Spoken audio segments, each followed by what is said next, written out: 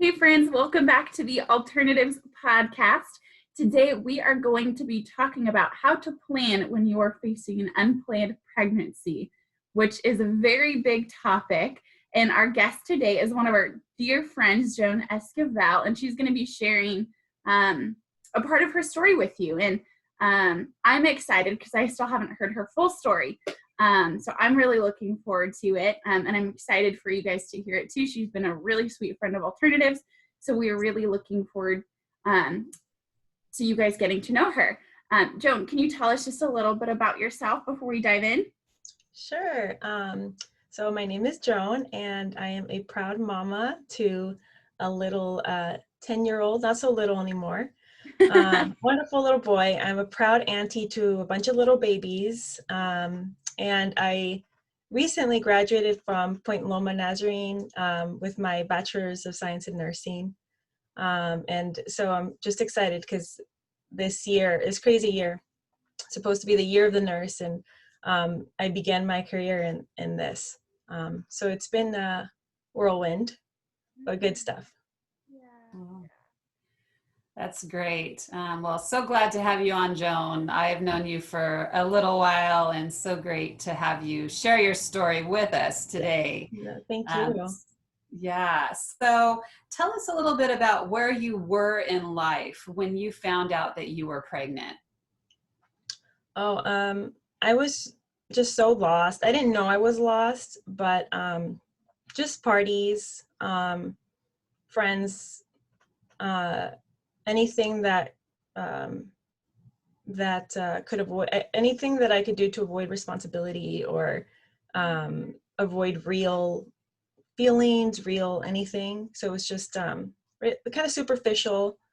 Didn't realize it was kind of empty life at that time.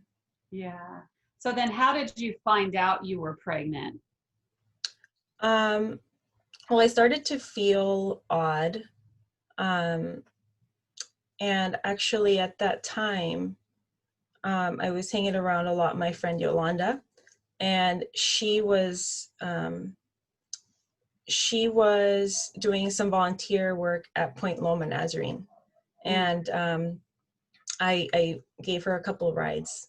And just, there's a moment where I kind of knew I was pregnant being there. I couldn't deny it anymore. And I'm like, it was the worst, I'm around children and these, holy leaders, these other young adults my age, being great and dedicating their time, and I'm here. I felt so ashamed. She was also actually volunteering at that time at Alternatives. I didn't know what it was, but I'm like, it sounds churchy. And if you ever need a ride, let me know. But so I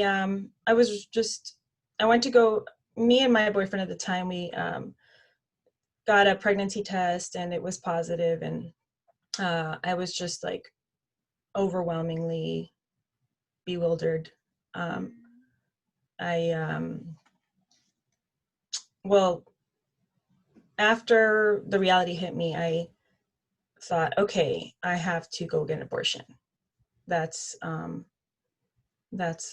I went to Planned Parenthood because that's where I had heard that girls went to. That's the only place I knew to go. It was kind of, I thought that was the logical next step. So when I went there, they said, just go get a medical or a diagnosis, like a confirmation of pregnancy, and we'll take the next steps. So I had no idea how I was going to get that. And I had to think quick because I was running out of time. So, and I didn't want to tell anybody. I wanted to be my secret. So I can go back to that life. And I don't know how I ended up confessing to Yolanda. I just trust her, and I was driving a lot with her at the time. And I think she texted me later recommending that I go to Alternatives because they might be able to help me. She said, it's free. and they're really nice. And I said, I'm not going over there with churchy people and have them judge me more than I feel, ashamed. So she kind of insisted in a very gentle way. She said, no, they really are really nice and they're not judgmental. And coming from her, she's the only person I would actually believe that from, because she's like that. She's not judgmental and she's just a good person. Mm-hmm. And I said, I'm running out of time. I have no options. I will go. But I'm not going to look anybody in the eye, and I'm going to look down. They better not talk to me. So yeah, I just, I showed up, and yeah, the rest was history. Wow. That's where I was. Yeah, that's what was going on at that time when I found out. Mm-hmm. Yeah, and a lot of fears and concerns that you had. Yeah, I had nothing except for the walls I had put up, like with parties, trying to be cool. I had put up this nice wall for my family, this nice facade here, and all I had were these was that, and all I had was the parties. I didn't have anything else. I didn't have any true self-worth, identity. So if I continued with this pregnancy, I would lose that. And if I lost that, then what do I have? I have nothing. I don't know if I can make it through. I don't know if my mind, can make it through, have what happens when everything is gone. I didn't want to be mocked. I didn't want to be embarrassed, or let my family down, or even my boyfriend's family down. They're conservative for the most part, and I'm like, great, this is losing even more brownie points. That's what I was worried about at the time. That's as deep as that went. And what was kind of your stage of life? Like, were you fresh out of high school? Were you in college? Like, where were you at during this time? Well, I was 19, so pretty fresh out of high school. Yeah, like a year, I think. So I don't think I was taking any classes at that time, but if I wasn't doing very good. Like there was no drive, or it was just, I worked at a gym, and I just wanted to work a little bit, make money, have fun, and do it again the next day. Yeah. So. And I could totally see from your perspective that fear of a baby would take this all away.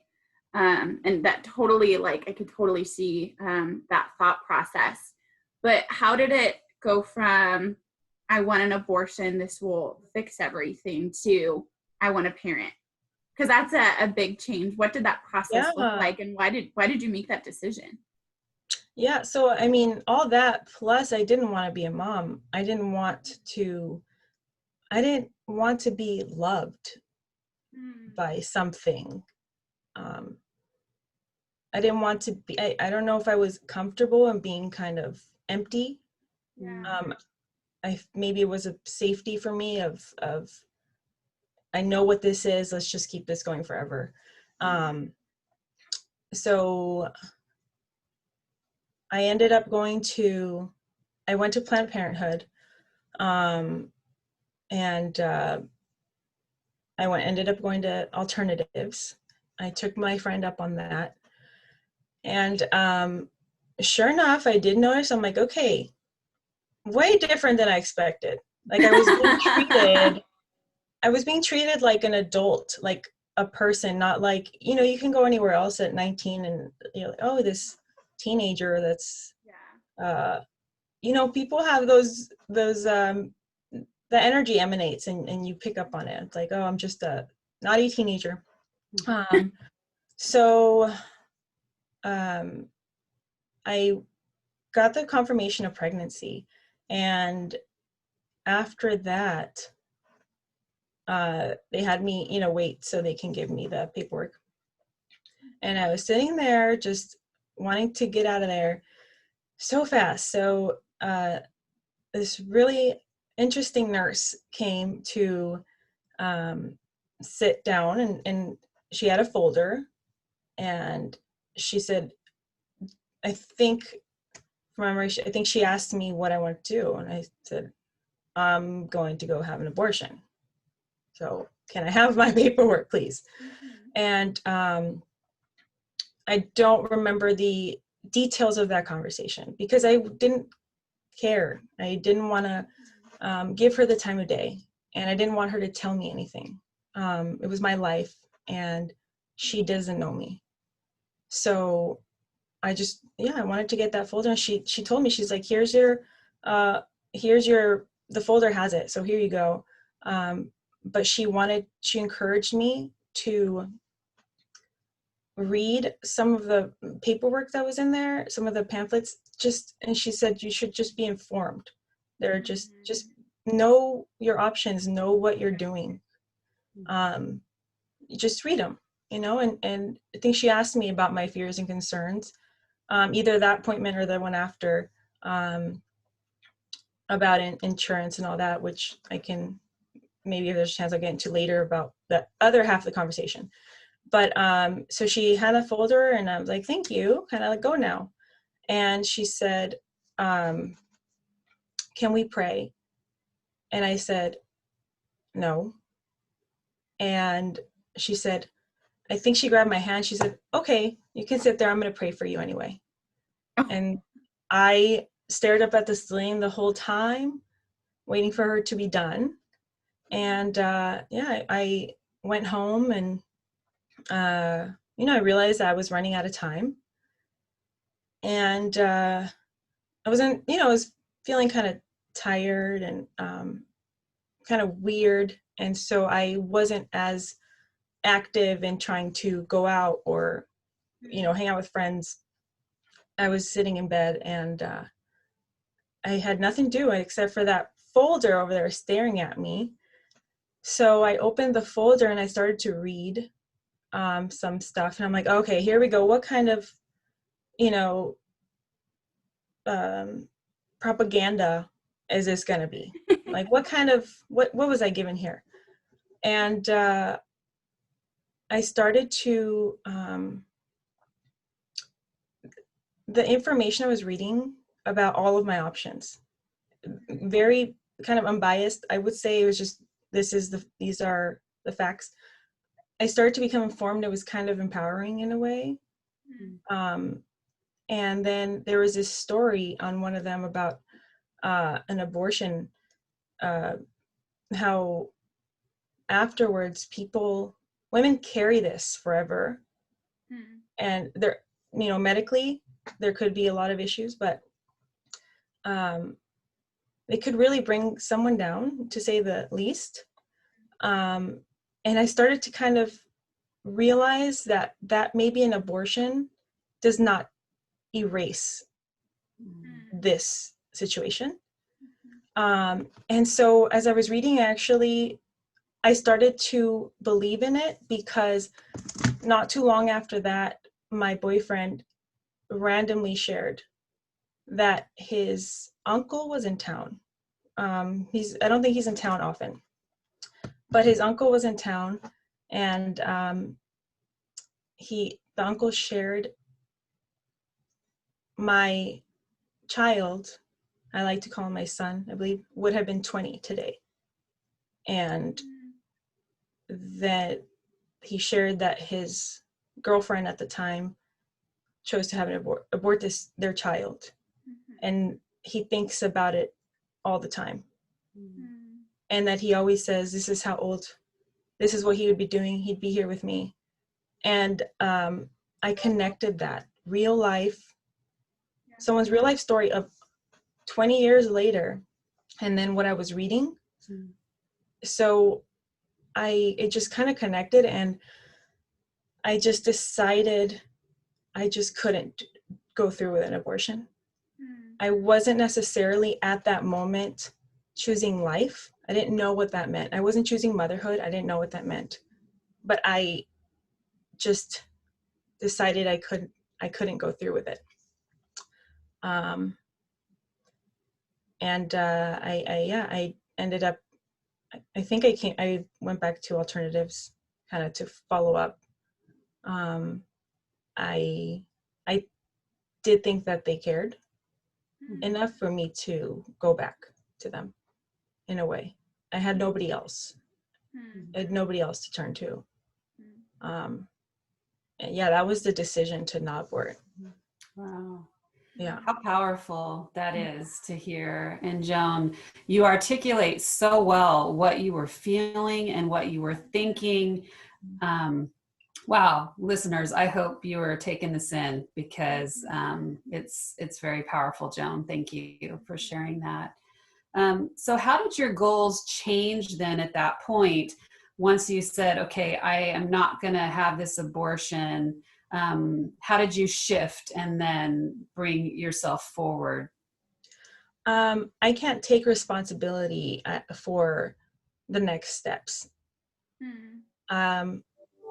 They were good, but I can't say that I was so mature and so empowered to do this. I went back to alternatives, and I think that was the second part where I was asked about my concerns and my fears about how do you tell your family, you know, how do I become a mom? Those are big ideas that my little brain couldn't even, my heart was stone. I couldn't even function.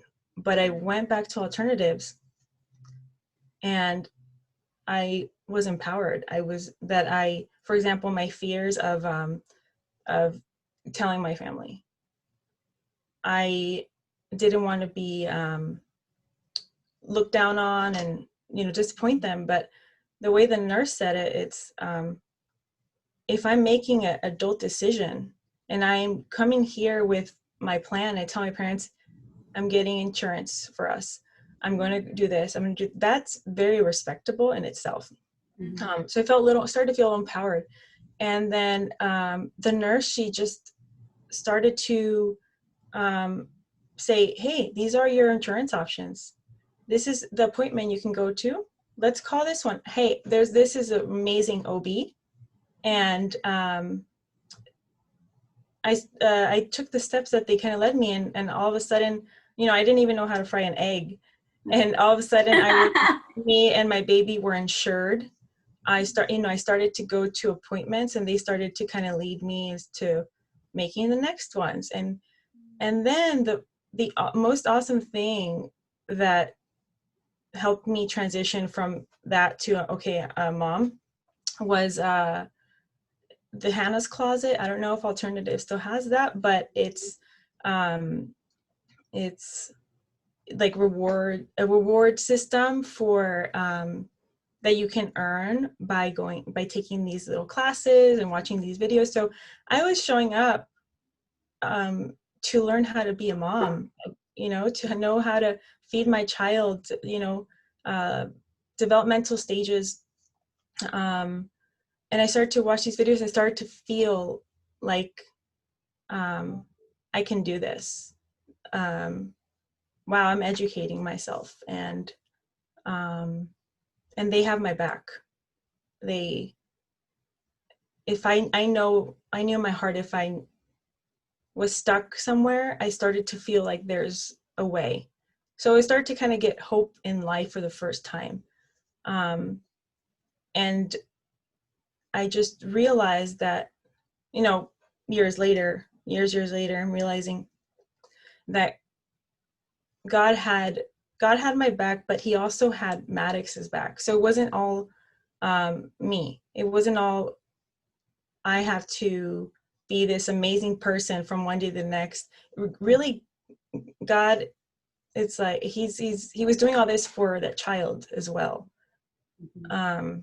So yeah, those were kind of the things I was focusing on more and more. And just work hard, like I worked at a shoe store and then babysitting with, amazing families and walking their dog. So I just started to feel just a different transition to a different life and different goals. Although I didn't even realize it at the time. Mm-hmm. Wow, that's great. Mm-hmm. And even though you made that choice, life just doesn't get easy all of a sudden, right? It's not like everything is okay. So you made that change, you made that decision. And I know you've shared at other events of ours that even though you made that choice and made the right decision, life can still be hard. And so would you share a little bit more about that? Yeah, so I knew life would be different, but I still hadn't been in the practice of thinking far ahead, which actually was good for me. Just one day at a time was sufficient to keep me going. And after I had my son, I had no idea about the postpartum anxiety and depression. So that hit me hard. I didn't know what it was. I just felt ashamed that I was so broken. I just realizing that nothing I ever did ever worked out. Nothing, so I thought everything I touch breaks. Things don't happen for me. And now there's going to be this little boy coming into the world that I will what's the word? I will fail. So when he was about 1.5, almost 2, I think my relationship with his father shattered. We didn't have obviously a good foundation. I didn't love myself, so I just didn't know how to love. And I also wasn't the mother I thought I would ever be, that a woman would always dream to be. Just if you were to be a mother, you'd want to be the best you can be. And I wasn't good at anything. So then when my relationship ended, if I thought reality hit when I became pregnant, reality really hit here. Like now I really could not lean on facades and lean on anyone else. It was just me. And so I was starting to go into a depression. And I remember there was a moment where I couldn't handle anymore the gravity of what was actually before me. It was real. Was this single mother, young mother. I had no education, no, I didn't really have a backup plan. And it just, I was empty. And I'm like, I can't handle this. I need to numb this. I need to fall back to what I know. I need to, maybe I'll even do drugs. I don't know. I don't know what I'm supposed to, but I need something to numb this. And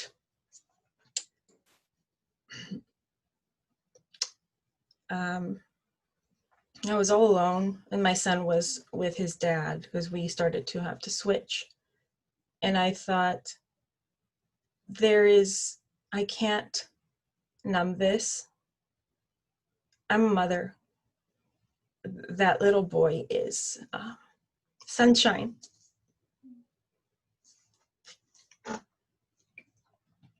I wish he had a better mother. So I said the only thing I can give him is to not go that route. So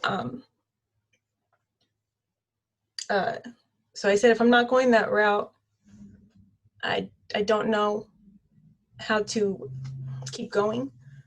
And I thought, I know there's been a void in my heart that nothing has been able to satiate.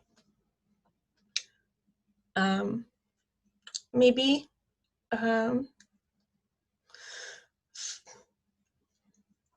maybe if I send a prayer request to a church, maybe those people that God loves can pray for me and all of us. So I sent a prayer request. I was looking, I didn't even know what that was, but I was just looking at Emmanuel Faith's website because I know people from my high school went there, and I just started to look around and find an answer. And so I saw a prayer request. So I sent one in, and I got a reply that, that they were praying for me, and some encouraging words, but I also got an invitation that I wasn't looking for. But in my depression, in my darkness, it was so paralyzing. But then there was this little boy, this cute little chubby sunshine looking at me. And I thought, well, in that invitation, they have kids club. So I'm just going to go so my child can be around joy for 1 hour. On Wednesday nights. So I just went for him. So that little boy that I inadvertently and gave life to, actually gave life to me. So I accepted Jesus in my heart that night, because there were some members, some other people around my age, and kind of asking, getting to know me. And so I told them, I'm just, my relationship ended. I'm just, I'm just a crappy person. So of course, like, that's what happens to crappy people. And I lash out, I do this, I do that. And yeah. And then, I was asked, how would Jesus react to the worst parts of you? And I said, he'd probably be like, get away from me. And they said, no, he would walk towards you and hug you and love you, because he sees your heart and he loves all that failure that you think you are. And I believed. So after that, it wasn't, co-parenting, being a mom, starting to have to be different. There was a lot of sadness, but I didn't know that there was a God who would be with me and still give me joy through those rainy days and hope. So all of the difficult parts of being a single mom and all that, and just being a lost woman, battling depression, anxiety, and whatnot, there was something that was just different in me, and it was that I wasn't alone, and it was there was something guiding me through the valleys. So I just kept going to the youth, to the Bible study on Wednesday nights, and actually the leader of that the one who invited me, it didn't hit me. Still a lot to grasp with unwanted pregnancies or unplanned, right? His mother was a victim of sexual assault, and she chose to keep this baby, and now this man led me to invited me to sit at the table, as God says, right? So yeah, it was has not been easy, but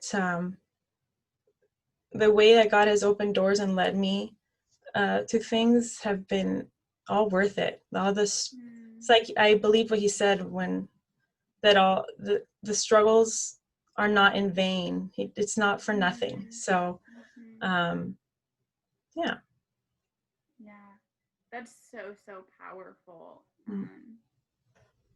And I really appreciate how transparent you were with what you were feeling and what you were thinking, because I think a lot of times when we share our stories or whatnot, we like to say, this is how everything turned out great, without sharing that messy middle, that messy gray area. So I do really appreciate your transparency, and that's so refreshing. And I'm just so thankful for those people that were there to speak with you that Wednesday night when your son was at kids club, and you were able to share, like, Jesus, would you say get away from me? And they were like, no, that's not what he would say. And so, like, just that they were there and they were willing to share that with you, just the timing of all of that. And I could just listen to your story forever. Like, I've loved hearing all of this. And it's so cool to get to hear kind of all of the dots connect and hear what you walked through. What final thing would you leave with our listeners that are maybe facing an unplanned pregnancy, or maybe have a friend that is? Oh my gosh. Well, I would say that there's another way. There are always options. I think it's just important that anybody educate themselves and inform themselves on the choices they're making. When I first became sexually active, I actually was asking friends, why do people wait? It's like I was looking for an answer. Like, does anybody know why we do this or we don't do that? Anybody? And I just I think that all of us who are in situations that that are over our heads kind of have an innate desire to be guided. So I would say, just don't be afraid to talk to. I wish I could tell everybody to go to alternatives and ask them questions. Just anything. Ask them a question. Ask read up on pros and cons of everything, and empower yourself. And everybody has a different situation, a different obstacles, but there's a way. There's nothing that's too challenging for God to make things work. There's always a way. So that's great. Yeah. And just to be educated, I think so many times in a lot of different areas of life, but particularly in this area that we work in alternatives, people just don't know the different options and the different things that they need to know to make an educated decision. So I'm glad that you experienced that, even just in the resources that were given out. So that's really good. Yeah. Well, can you tell us a recent challenge? We kind of ask this question to each of our guests at the end of the program, but a recent challenge or obstacle that you are overcoming or have overcome? The most recent obstacle or challenge was getting my BSN. Just my education, just becoming a nurse. That was huge for my family. there were definitely, it was definitely pushing against the grain with this field, and there was definitely a lot of spiritual warfare that was trying to hold me back from accomplishing this. But God is always there, was always there waiting to be called for, to be rescued. So for example, the last month I needed to, I was led to the chaplain of Point Loma so I could just get some encouragement or some wisdom. And so that was big for my family. And, a challenge at co-parenting can always be better. And I have an interview for one of my dream jobs next month at Sharp, for the Sharp Emergency Department. So if you could pray for me for that, I don't get too nervous, and that it goes well. Wow, that's great. Well, we will definitely be praying for you, and you'll have to keep us posted. Mm-hmm. Be fun to have you come back on a podcast in the future and hear a little bit more. Our time gets so short, but you have so many great things to share, and it'd be fun to hear a little bit more about your journey and all of that also. So thank you so much for having me. Oh, yeah, well, we're so thankful. And if any of you have more questions or would like to get some more information from Joan, you can reach out to us at Alternatives. You can email us or call us on the phone. We can put you in touch with her, but I would imagine that her story will really empower a lot of you, and just to share with someone who is struggling or has struggled, and those who are facing that question of parenting or placing for adoption. Joan shares her real life experience, and we're just so thankful for that. Thank you. Yeah, thank you. And thank you to our listeners for tuning in today. I hope this was really encouraging for you to hear, and for so many of you that have been involved with Alternatives, if you're a supporter, and this is why we do what we do, and just such a great testimony. And so I'm so thankful that you were willing to come on to share this. And for our listeners, we are on social media. We would love to see you on there. On Facebook, we are at Alternatives Medical Clinic. And then Instagram, we are at Alternatives MC. And we will look forward to talking to you next time.